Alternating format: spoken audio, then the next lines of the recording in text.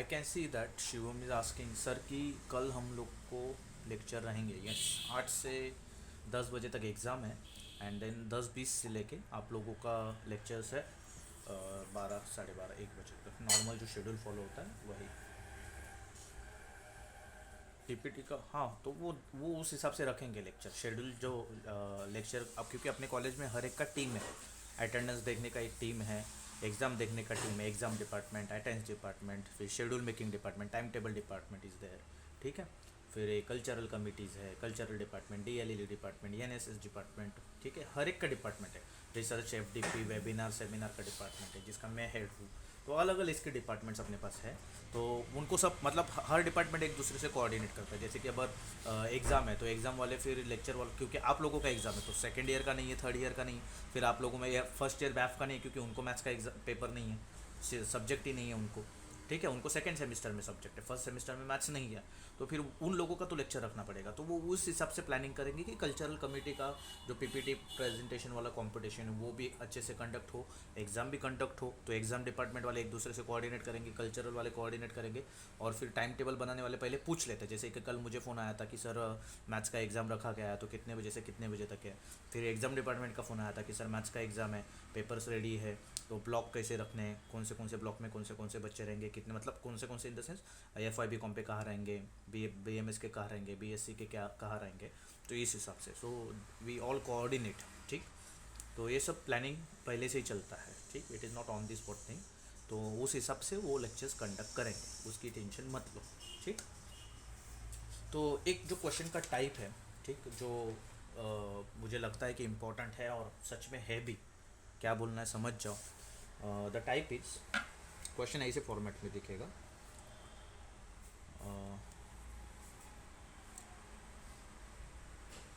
Indicate whether the following arguments are valid और invalid. देखो question, the following arguments are valid और invalid. Support your answer with diagrams. ठीक। तो question है, all human beings are mortal. क्या है? Mortar है। एंड फिर है राजू इज मोर्टल। ठीक। अभी मैं जो इसका आंसर है तो पहले इसका मैं डायग्राम बना लेता हूँ। तो ऑल ह्यूमन बीइंग्स मोर्टल मतलब क्या? ये आपके ह्यूमन बीइंग है, ह्यूमन बीइंग, और फिर दे आर मोर्टल तो मतलब वो मोर्टल है, सभी के सभी। ऑल बोला है ना, तो all human beings are mortal. 100 लोग रहेंगे तो 100 के 100 मोर्टल, 20 रहेंगे तो 20 के 20 मोर्टल। ठीक। फिर दूसरा स्टेटमेंट का मैं वेन डायग्राम बनाता हूँ। राजू इज़ मोर्टल, तो ये हो गया आपका मोर्टल वाला पार्ट। और उसमें का एक पर्सन है जिसका नाम क्या है, सिर्फ एक बंदा है, Raju. It is not a group, it is a person. तो वो एक पर्सन क्या है आपका, मोर्टल में जाता है। ठीक है। तो अगर मैं इन दोनों को कंबाइन करूँ तो इसके दो डायग्राम्स आएंगे कंबाइन होने के बाद। पहला, all human beings are mortal, तो ह्यूमन बींग्स में राजू भी आएगा। तो राजू मोर्टल में कहीं पे भी आ रहा था ना, देखो मोर्टल में राजू कहीं पे भी आ रहा था। इस मोर्टल में ह्यूमन बींग्स है ज़्यादा से ज़्यादा, तो हमने माना कि राजू एक ह्यूमन बींग हो सकता है। दूसरा पॉसिबिलिटी है, मोर्टल, ये ह्यूमन बींग्स, और राजू मोर्टल है लेकिन ह्यूमन बींग नहीं। मतलब राजू शायद कोई कुत्ते का नाम हो सकता है, कोई घोड़े का नाम हो सकता है, इंसान का नाम नहीं है। This is also the possibility. ठीक। तो यहाँ से मुझे बताओ, आप कंक्लूजन कुछ निकाल पा रहे हो? Are you getting any conclusion? Are you getting any conclusion? आप कुछ फिक्स बोल पा रहे हो कि राजू ह्यूमन बीइंग है या राजू ह्यूमन बीइंग नहीं है? कुछ कंक्लूजन निकाल पा रहे हो? नो। तो इसके लिए सीधा लिख देने का,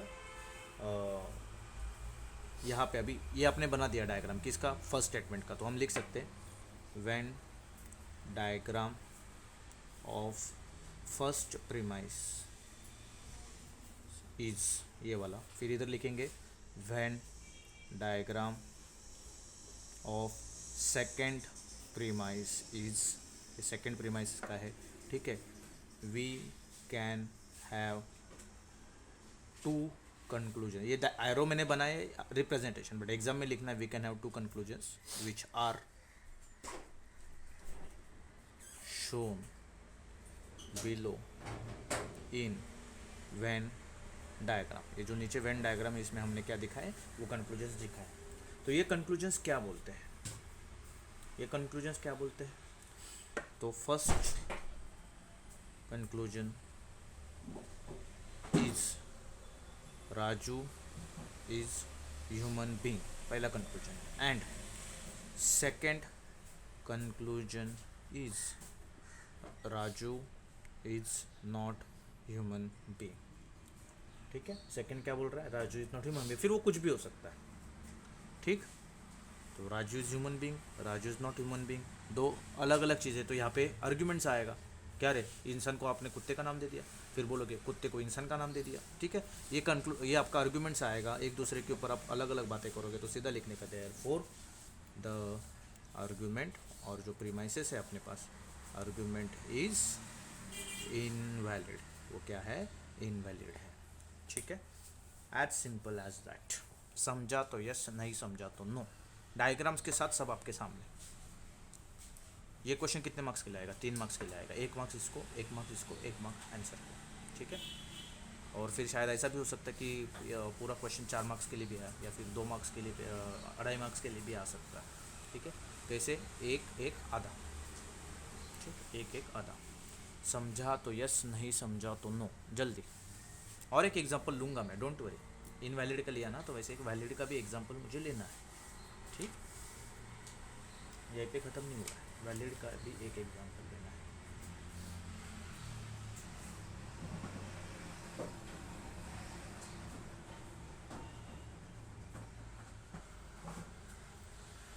चलो, तो एक एग्जांपल मैं और लेता हूँ। तो एक अच्छा, ये जो है ना, ये क्वेश्चंस ऐसे हैं ना जो एग्ज़ाम में पूछने जैसे है। इनको क्वेश्चंस को एग्ज़ाम में ही पूछ सकते हैं। तो सेकंड में क्वेश्चन ले रहा हूँ, ठीक है, थोड़ा ध्यान देना। तो सेकंड क्वेश्चन है, सेम क्वेश्चन है, उसके वो प्रीमाइसेस है, all polynomial functions are differentiable, सभी के सभी पॉलिनोमियल फंक्शंस कैसे डिफरेंशिएबल। फिर दूसरा है, all differentiable functions are continuous, ठीक है। देयरफॉर कंक्लूजन दिया है, ऑल पॉलिनोमियल आर कंटिन्यूअस, ठीक है। तो आप लिखोगे the Venn diagram of first premises और फर्स्ट स्टेटमेंट इज, और first argument is all polynomial functions are differentiable, ठीक है। तो आ गया डिफरेंशिएबल, और इसमें कौन है, सब पॉलिनोमियल फंक्शंस है, no issue. All differential functions are continuous, okay. ये सेकंड का है, ये सब डिफरेंशियल फंक्शंस है, और ये कैसे कंटिन्यूस है, मतलब सभी के सभी डिफरेंशियल कंटिन्यूस में जा रहे हैं, ठीक है। और जो कंक्लूजन है, ये कंक्लूजन इसका, ये फर्स्ट का डायग्राम हुआ, ये हो गया आपका सेकंड का। अभी कंक्लूजन का डायग्राम देखो, all polynomials are continuous, all polynomials are continuous. अरे ये ऐसा नहीं लग रहा है, पॉलिनोमियल्स डिफरेंशियल है, डिफरेंशियल कंटिन्यूस है, तो पॉलिनोमियल डिफरेंशियल है, मतलब ये ऐसा ही है ना, सभी के सभी पॉलिनोमियल डिफरेंशियल और सभी के सभी डिफरेंशियल कंटिन्यूस। तो जो आपका कंक्लूजन दिया, all polynomial are continuous, valid हो रहा है क्या, सभी के सभी पॉलिनोमियल कंटिन्यूस है, all polynomials are continuous, valid हो रहा है, हाँ या ना। देखो, सभी के सभी all polynomial functions are differentiable, सभी के सभी पॉलिनोमियल फंक्शंस डिफरेंशिएबल है, सभी के सभी डिफरेंशियल्स क्या है, कंटिन्यूस है, पूरा डिफरेंशियल कंटिन्यूस में आएगा। तो इस डिफरेंशियल के साथ अंदर पॉलिनोमियल भी आने वाला है ना, क्योंकि पॉलिनोमियल्स डिफरेंशिएबल है। ये सर्कल, ये डी वाला बड़ा सर्कल, ये छोटा हो गया, तो इस डी के अंदर ये छोटा पी भी आएगा। तो इससे आप बोल पा रहे हो ना कि हाँ, पॉलिनोमियल भी आपका कंटिन्यूस है। तो इसके लिए स्टेटमेंट क्या हो जाएगा आपका वैलिड, क्योंकि कंक्लूजन क्या कर रहा है यहाँ पे follow, there is no confusion, there is no arguments, there is nothing called as invalidity. क्या हो जाएगा ये वैलिड हो जाएगा। एग्री और नॉट, एग्री और नॉट, कंक्लूजन क्या हो रहा है यहाँ पे फॉलो हो रहा है। ठीक है, मैं और एक दो एग्जांपल्स लेने की कोशिश करता हूँ, देखते हैं हम कहाँ तक जाएंगे। चलो एक थर्ड क्वेश्चन लेता हूँ। All people are mice. ठीक है, all mice are mortal. Conclusion है therefore all people are mortal. चलो देखते हैं, ऑल पीपल आर माइस। ठीक है, सभी के सभी पीपल कौन है, माइस। ओके फाइन, पहले कहा गया ऑल माइस आर मोर्टल, तो ये जो माइस है ये कैसे सब मोर्टल, तो मैंने स्मॉल एम लिखा है, मोर्टल के लिए मैं कैपिटल एम लिखता हूँ। ठीक है, या फिर एमओ लिखता हूँ मोर्टल, और फिर लिखा है all people are mortal. Okay, तो कंक्लूजन क्या बोला है कि all people are mortal. Okay, मुझे बताओ ये फर्स्ट स्टेटमेंट है, ये सेकंड है। ऑल पीपल आर माइस, तो ये माइस के अंदर पीपल भी आएगा ना, बराबर। तो ये पीपल आर मोर्टल, तो पीपल किसके अंदर आ रहा था, माइस के अंदर। फॉलो हो रहा है क्या रे, all people are mortal, all आपका जो पीपल है वो सभी के सभी माइस है। ठीक है, तो सभी पीपल माइस में आ गए, और ये जो माइस है ये सब के सब कौन है, मोर्टल है, तो माइस के अंदर तो पीपल आना ही जरूरी है, क्योंकि ये तो फर्स्ट प्रीमाइस था अपना। तो आप कंक्लूजन कर सकते हो क्या, all people are mortal. Yes, हम ये कंक्लूजन कर सकते हैं, डिपेंड्स ऑन दैट। तो ये स्टेटमेंट क्या हो जाएगा आपका वैलिड, क्योंकि यहाँ पे कोई आर्ग्यूमेंट्स जनरेट नहीं हो रहा है। पीपल माइस है, माइस मोर्टल्स है, तो माइस के अंदर पीपल आना जरूरी है, और अगर माइस के अंदर पीपल आ गया तो आप कह सकते हो all people are mortal. Simple, understood और नॉट।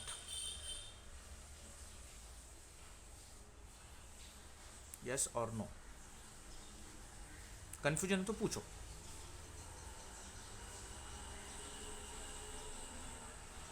वर्ड वाइज जाओ, ऑल पीपल आर माइस, सभी के सभी पीपल माइस है। ऑल माइस आर मोर्टल, तो सभी के सभी माइस मोर्टल है। माइस मोर्टल है तो लेकिन माइस के अंदर तो पीपल है ना, तो मैंने पीपल भी ड्रॉ किया। इधर से मुझे पता चल रहा है कि ऑल पीपल आर मोर्टल, और उन्होंने वही क्या दे दिया अपने को, कंक्लूजन दे दिया। तो इसके लिए इसको हम क्या कहेंगे, वैलिड, दिस इज वैलिड। ठीक, तो ये एक टाइप का क्वेश्चन आपको एग्जाम में देखने को मिलेगा। ठीक, सो इसी के साथ अभी हम लोग चलते हैं अपने प्रीवियस पार्ट पे। ठीक, जो है आपका मैंने कल बताया था, there is something called as quantification, and ये क्वांटिफिकेशन को हम दिखाते हैं क्वांटिफायर्स से, क्वांटिफायर्स। और ये क्वांटिफायर्स मतलब सिंबल होता है, और इसके दो टाइप हैं, एक होता है यूनिवर्सल क्वांटिफायर्स और एक होता है एग्जिस्टेंशियल क्वांटिफायर्स। ठीक है, एग्जिस्टेंशियल क्वांटिफायर्स। अभी ये होता क्या है, ठीक है। अभी हम पहले तो क्वांटिफायर्स की यूज़ करते, मैंने बताया था, जो आपका प्रेडिकेट है उसको हमें प्रपोजिशन में कंप्लीट करना है, उसको ओपन स्टेटमेंट नहीं रखना है, उसको कहीं पे रुकवा देना है। ठीक है, जैसे कि अगर x इज़ ग्रेटर दैन 3, यही एग्जांपल हमने लिया था, x इज़ ग्रेटर दैन 3, लेकिन ये x कौन है हमें पता नहीं, तो उसको लिमिट में डालने के लिए कि बाबा x का वैल्यू 2 तो नहीं हो सकता, 4 से बड़ा ही रहेगा, तो बस उसको 4 से बड़ा है, लेकिन कहाँ तक, ये सब हमें दिखाने के लिए हम यूज़ करते हैं क्वांटिफायर्स। ठीक है, अभी यूनिवर्सल क्वांटिफायर्स, यूनिवर्सल क्वांटिफायर मतलब ये है ना, ऐसे वर्ड्स को करेगा, ऑल, एवरी, कैसे वर्ड यूज़ करेगा, ऑल, एवरी। ठीक, ऐसे वर्ड्स आपको यहाँ पे देखने को मिलेंगे। ठीक, ऑल, एवरी। एग्जिस्टेंशियल में क्या आएगा, सम और वर्ड्स यूज हो जाएंगे 2 और 3, लाइक ऐसे वैल्यूज़, सभी वैल्यूज़ नहीं लेगा लेकिन कुछ कुछ वैल्यूज़ लेगा। यूनिवर्सल मतलब क्या होता है, सब कुछ कंसिडर करने वाला। एग्जिस्टेंशियल मतलब क्या होता है, कुछ कुछ वैल्यूज़ लेने वाला। इस यूनिवर्सल को हम दिखाते हैं ऐसे, कैसे दिखाते हैं, ऐसे। ठीक है, इसका मतलब क्या होता है, इस सिंबल का मतलब होता है फॉर ऑल, फॉर ऑल, इस सिंबल का मतलब होता है फॉर ऑल। ठीक है, और एग्जिस्टेंशियल के मतलब एग्जिस्टेंशियल को दिखाते हैं ऐसे, और इस सिंबल का मतलब होता है देयर एग्जिस्ट, तो देयर एग्जिस्ट मतलब कुछ एक दो वैल्यूज़ है, 10 वैल्यूज़ है, 20 वैल्यूज़ है, 50 वैल्यूज़ है, 100 वैल्यू, लेकिन बहुत वैल्यूज़ नहीं है, सभी के सभी वैल्यूज़ नहीं है। फॉर ऑल मतलब सब कुछ वैल्यूज़ को कंसिडर करेंगे, फॉर ऑल वैल्यूज़ मतलब सब कुछ वैल्यूज़ को कंसिडर करेंगे। सर एक आध दो एग्जाम्पल बताऊँ, एक आध दो एग्जाम्पल बताऊँ, चलो मैं स्टेटमेंट लिखता हूँ। All human beings are kind. ठीक है सर, इसको कैसे लिखेंगे? तो इसको लिखेंगे ऑल है ना, तो for all human, for all human beings are kind. Sir ये अच्छे से सिंबल नहीं दिख रहा है सर, ये क्या दिख नहीं रहा है सर? सिंबल नहीं दिख रहा है। ठीक है, तो मैं एक काम करता हूँ, ह्यूमंस को एक्स लेता हूँ, ह्यूमंस को क्या लेता हूँ? एक्स लेता हूँ, ह्यूमंस को एक्स लेता हूँ, लेट ह्यूमंस बी एक्स। ठीक है, एंड दे आर काइंड। ठीक है, सॉरी ह्यूमंस को मैं एच लेता हूँ, कैपिटल एच, ह्यूमंस को लेता हूँ कैपिटल एच, एंड काइंड को मैं लेता हूँ एक्स, काइंड को क्या लेता हूँ? एक्स। ठीक, so all human beings are kind. ठीक है, इसको कैसे लिखूंगा? All human beings are kind को मैं लिखूंगा all X belongs to H. तो जितने भी आपके काइंड लोग हैं वो सब ह्यूमन है, ऐसे बोल सकता हूँ? नहीं, ऐसे नहीं बोल सकता हूँ। All human beings are kind ना, तो मैं इसको लिखूंगा for all human beings belongs to kind category. So all human beings are kind, मैं रीड ऐसे कर रहा हूँ, all human beings are kind. तो फॉर ऑल, ये मतलब सिंबल क्या है? ऑल ह्यूमन बींग्स, और ये क्या है? Are kind. एक्स का मतलब क्या लिया था हमने? काइंड। एक्स का मतलब क्या लिया था?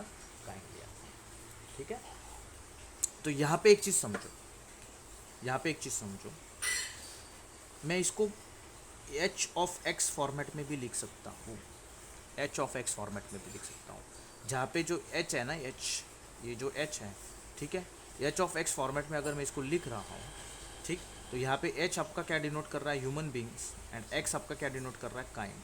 ठीक है, इसको मैं ये फॉर्मेट में भी लिख सकता हूँ, H of x, short form लिखने का। ठीक है, तो ये लिखने का शॉर्ट फॉर्म किसका? प्रेडिकेट का है। किसका है?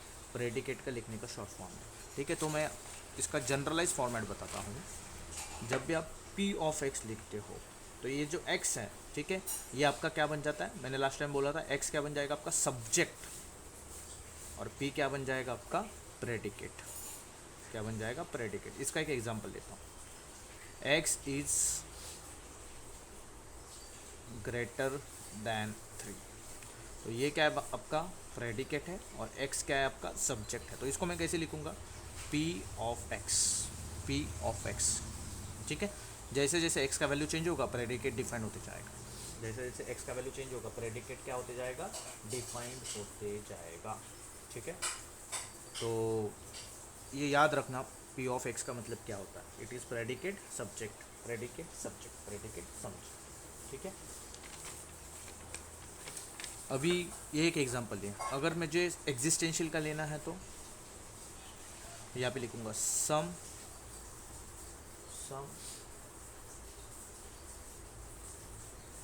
Humans are qualified.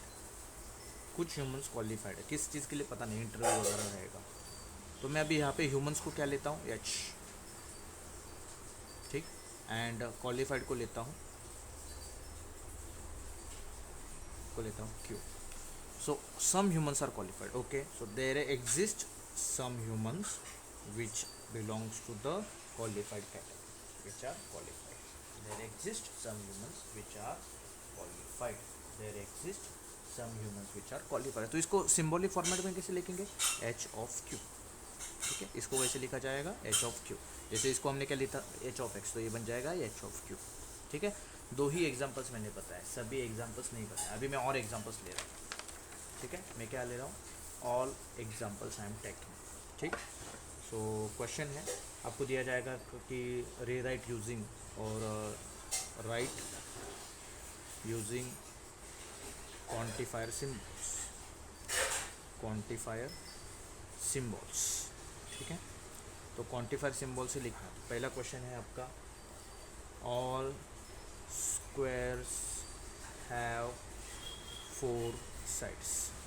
ठीक है, तो पहले अगर मैं यहाँ पे लिखता था ऑल स्क्वायर्स हैव 4 साइड्स की जगह ये था एक्स हैव 4 साइड्स, तो अभी एक्स हैव 4 साइड्स मतलब क्या होता था पता नहीं अपने को, रूम, बंगलो। इन्होंने क्या कर दिया, ऑल स्क्वायर्स हैव 4 साइड्स। ठीक है, तो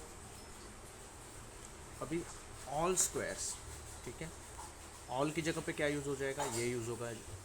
स्क्वायर्स को क्या लिख सकता हूँ, एक्स। ठीक, सो हैव 4 साइड्स को, 4 साइड्स को क्या लिख सकता हूँ मैं, मान लो एस। ठीक है, तो मैं ये लिखूँगा all X belongs to S, all squares have 4 sides. खत्म। Very very very simple, very very very simple. ठीक, all squares have 4 sides, simple. ठीक, मैं और एक क्वेश्चन ले रहा हूँ। No cats have wings. अभी नो मतलब ये भी ऑल वाला कंडीशन ही है, ये भी मतलब ऑल वाला कंडीशन ही है। ठीक है, no cats have wing. Okay, मैं कैट्स को लेता हूँ सी, हैव विंग्स को लेता हूँ डब्ल्यू। ठीक है, एंड नो को क्या लेंगे हम, ऑल वाले कैटेगरी। तो अभी इसको कैसे लिख सकता हूँ, all C belongs to W. No cats have wings, तो all cats does not belongs to W. खत्म। नो कैट्स, अभी आपको ये दिख रहा है ना फॉर ऑल, और इधर कैंसलेशन का साइन आया, तो ये कैट्स सभी के सभी कैट्स है लेकिन इनको विंग्स नहीं है। So for all C does not belongs to W, simple. ठीक है, एक थर्ड एग्जांपल मैं लेता हूँ। Some employees are sick today, कुछ एम्प्लॉयज़ की तबीयत ठीक नहीं है। सम मतलब a there exist, employees are sick, employees E, sick today को एस लेता हूँ, तो इसको कैसे लिखूँगा, some employees belongs to sick category. ठीक है, some employees are sick today. ठीक है, वेरी सिंपल। फिर इसको लिखना कैसे, तो लिखना है अपने को लेट, लेट ई क्या है, एम्प्लॉयज़। ठीक, ऐसे लिखना है। फिर यस क्या है, सिक टुडे। फिर लिखेंगे therefore symbolic form is there exist ई, कुछ ऐसे एम्प्लॉयज है दोज आर सिक। ठीक, समझा तो यस, नहीं समझा तो नो।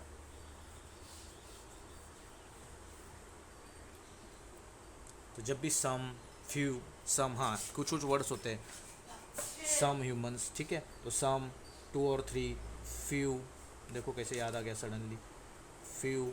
फिर ओनली, ठीक है, ओनली, ऑल, एवरी। ठीक है, इसमें नो वाला भी वर्ड यूज़ हो जाता है, नो। ठीक है, ऑल, एवरी, इसको और क्या होता है, यही वर्ड्स मिलेंगे आपको हर जगह पे, ऑल, एवरी। ठीक, तो कभी कभी आपको स्टेटमेंट से सिंबल में जाना है और कभी कभी सिंबल से स्टेटमेंट में जाना है। ठीक है, और हाँ वो डिफाइन कर देंगे एक्स क्या एंड एस क्या है। ठीक है, दे विल डिफाइन कि एस क्या है एंड एक्स क्या है। ठीक है, तो थोड़ा इनके ऊपर थोड़ा सा आपको क्या रखना है, ध्यान रखना है। ठीक, अभी एक चीज़ समझो, ये जो हमने लिखा ना अपने मैथमेटिक्स में, इसको सिंबल को कहते हैं फॉर्मल लैंग्वेज। कौन सा लैंग्वेज, फॉर्मल लैंग्वेज। और इसको आप कहते हो इनफॉर्मल लैंग्वेज। हालांकि इंग्लिश में ये अलग से, लेकिन यहाँ पे ये कौन सा है, फॉर्मल लैंग्वेज, क्योंकि यहाँ पे सिंबल से अच्छे से आप बता पा रहे हो। और ये कौन सा है आपका, इनफॉर्मल लैंग्वेज। ठीक है, सो फॉर्मल एंड इनफॉर्मल, इसमें किसी को कोई दिक्कत, आपको क्या करना है, स्टेटमेंट्स को कन्वर्ट करना है, मतलब इनफॉर्मल लैंग्वेज को कन्वर्ट करना है फॉर्मल लैंग्वेज। ठीक, इनफॉर्मल लैंग्वेज को कन्वर्ट करना है फॉर्मल लैंग्वेज के अंदर। ठीक,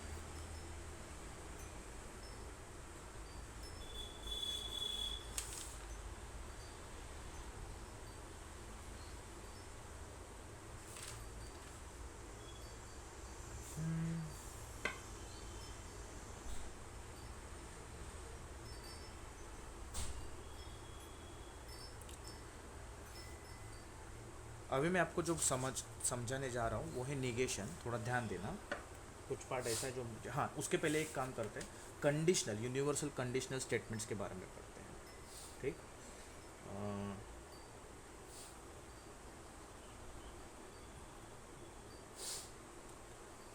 यूनिवर्सल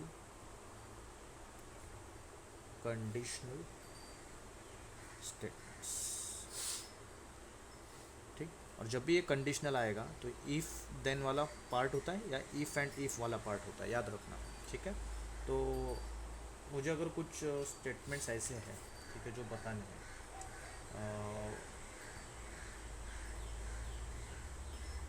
मैं एक एग्जांपल लेता हूँ यूनिवर्सल कंडीशनल स्टेटमेंट्स को।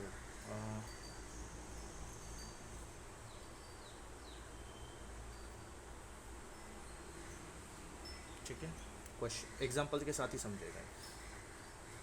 ऑल रियल नंबर्स, ठीक है, all sorry for all real numbers, condition है इफ़ एक्स इज इंटीजर, ठीक है, then X is rational for all real numbers. अभी इसको लिखेंगे कैसे? For all real numbers if X is integer then X is rational. तो मैं अगर इसको लिखूँ फॉर ऑल रियल नंबर्स, तो मैं लिखता हूँ for all real numbers. R मतलब कौन हो जाएगा आपका? Real number. X is integer then X is rational. Okay, X is integer, X is rational for all integers, for all real number. तो यहाँ पे एक समझ में आ रहा है क्या? If X is integer then X is real number, तो सभी रियल नंबर्स है, सभी रियल नंबर्स में एक चीज़ समझो कि x is a part of r। इसके लिए हम x के बारे में बात कर रहे हैं। सो फॉर ऑल रियल नंबर्स, नहीं, फॉर ऑल रियल नंबर्स कैसे आएगा? फॉर ऑल रियल नंबर्स कैसे आएगा? ये आएगा फॉर x आएगा, for all the values of x, and x कौन है? रियल नंबर है। ठीक है, तो अभी कंडीशन लगाएंगे x इज इंटीजर, मान लो p है, देन x इज रैशनल। ठीक है, तो p का मतलब क्या है? x is integer, and q का मतलब क्या है? x is rational. तो फॉर ऑल रियल नंबर्स, तो फॉर ऑल मतलब किसकी बात हो रही है? x के, तो for all values of x, और x कौन है? रियल नंबर है, तो x इंटीजर भी होगा तो वो रैशनल नंबर बनेगा। ठीक, ये एक एग्जांपल मैंने बहुत बेसिक लेवल का एग्जांपल आप लोगों को बताया। ठीक, अभी इसको मैं ये फॉर्मेट में भी लिख सकता हूँ। कौन से फॉर्मेट में? ध्यान देना, बहुत इंपॉर्टेंट पार्ट है।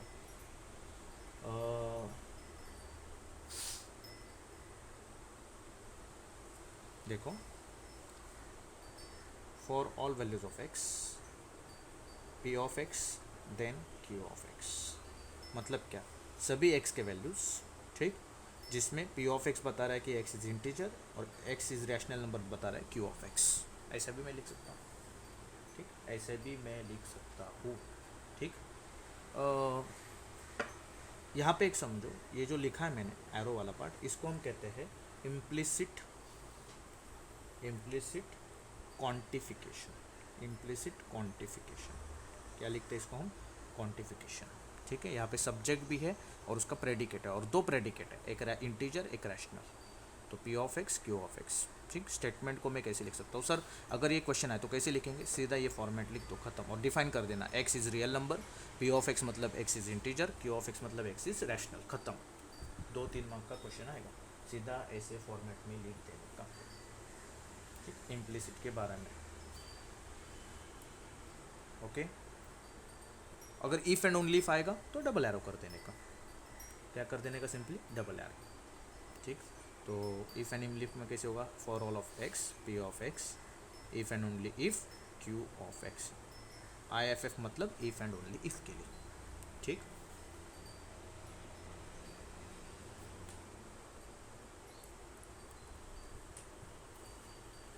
तो यहाँ तक किसी को कोई डाउट है अभी तक? I just need more 5 minutes. Okay, अभी हमें सिर्फ निगेशन ऑफ ये पढ़ना है, क्या? Quantified statements, that's it. उतना हो जाएगा, अपना पार्ट खत्म।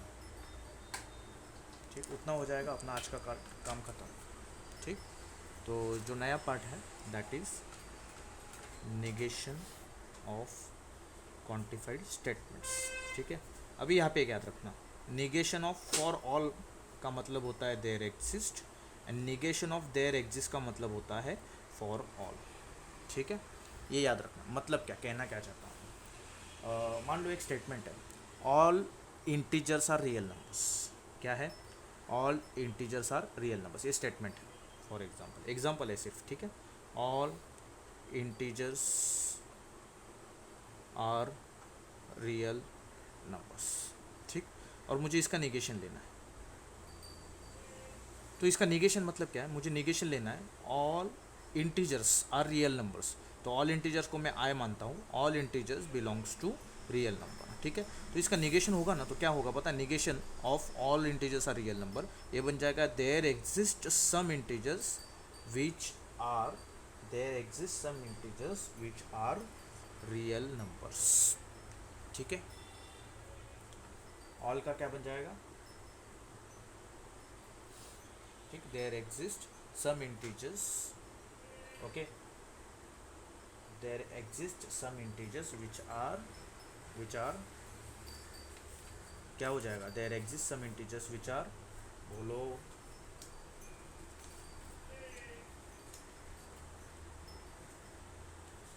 पैसा लोगे बात करने का?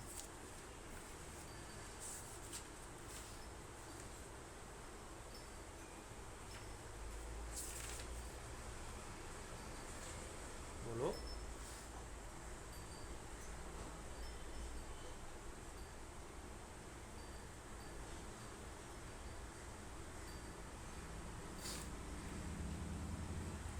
देखो, फॉर ऑल का क्या बनता है? देयर एग्जिस्ट का बनता है for all. So all integers are real number, इसका निगेशन क्या होगा? There exist some integers, all integers are real number का निगेशन होगा there exist some integers which are real और नॉट रियल, रियल और नॉट रियल, पक्का, ठीक है। तो there exist some integers which are not real, बहुत इंपॉर्टेंट पार्ट है ये। There exist some integer which are not real, ऐसे कुछ इंटीजर्स है जो रियल नहीं है। तो कुछ इंटीजर्स रियल नहीं होने के कारण आप ये नहीं बोल सकते हो कि ऑल इंटीजर्स आर रियल, ठीक है। जैसे कि आपके बैच में 13 बच्चे, ठीक है। तो ये जो स्टेटमेंट है, ऐसे मानो कि all FYBSc students are scholars, सभी के सभी FYBSc स्टूडेंट्स क्या है? स्कॉलर हैं, ठीक है। मुझे उसका निगेशन लेना है। तो निगेशन लेना मतलब मुझे क्या बोलना पड़ेगा? देयर, अगर निगेशन के दो टाइप आएंगे, एक मैं ये बोल सकता हूँ क्या there exist some students who are scholar, नहीं बोल सकता। मैं क्या बोल सकता हूँ? There exist some students who are not scholar. तो कुछ बच्चे हैं जो स्कॉलर नहीं है, बराबर। तो ऑटोमेटिकली मैं क्या ये बोल पाऊंगा क्या? All students of FYBSc are scholar, नहीं बोल पाऊंगा, क्योंकि कुछ बच्चे उसके अंदर स्कॉलर्स नहीं है। तो निगेशन बन गया, निगेशन बन गया।